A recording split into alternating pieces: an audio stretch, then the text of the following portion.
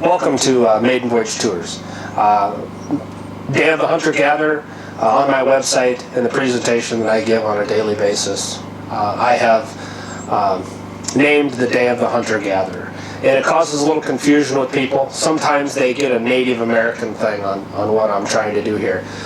What I do on a daily basis with the Day of the Hunter-Gatherer is I talk of commercial fishing, clamming, and trapping. And I usually start out with some Father Marquette and Joliette and go through furs, their importance to Native Americans, and then of course the fur trade.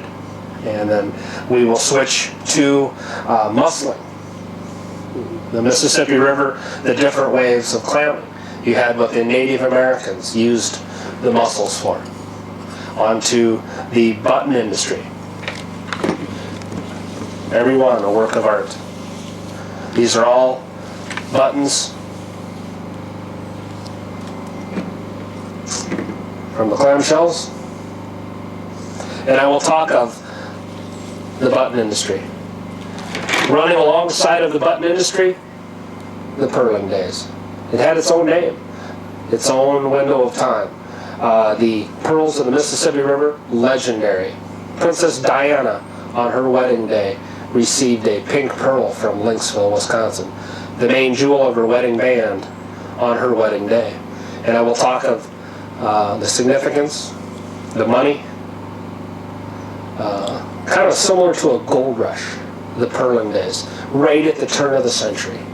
Then I will talk of the cultured pearl industry, the difference in the old world techniques of clamming and then the modern day diving for mussels. Now, when I worked the river, commercial fishing, clamming, and trapping, I was the new guy. I was diving for the mussels. I had an air compressor that would pump air down a hose, and I spent hours and hours in the bottom of the Mississippi River working rivers from here to Florida. The cultured pearl industry. The aggregate for making a cultured pearl, mother of pearl, the mussel shells. Then I go into invasive species. The mussels today are actually endangered. Many of them threatened and endangered. The zebra mussel came from European waters to the Mississippi River, and all commercial harvest of mussels was stopped in about 1996. All clammers were out of a job. The fishing, we talk of the commercial fishing on the Mississippi River, and that the rough fish, not really a valued fish in America anymore, and we've lost many of our commercial fishermen and only have a handful left. The families that made a living out here. And a really neat day.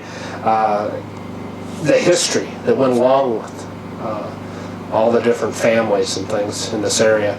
So I go into the fishing and what happened to the fishermen. So the Day of the Hunter-Gatherer is a snapshot into the daily life of commercial fishing, clamming, and trapping, and from years ago to date. Thank you.